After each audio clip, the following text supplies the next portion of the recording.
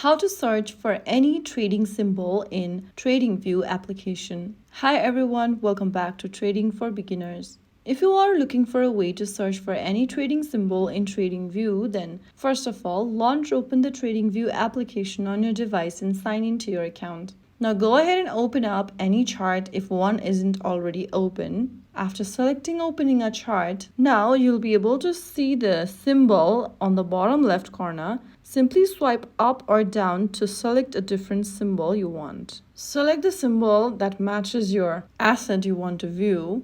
Then once selected, TradingView will load the chart for your chosen trading symbol automatically. So that is how you can easily search for any trading symbol in TradingView. Now you can switch quickly between different markets and analyze the assets you are interested in. If you found the video helpful, don't forget to like, share, and subscribe to our channel.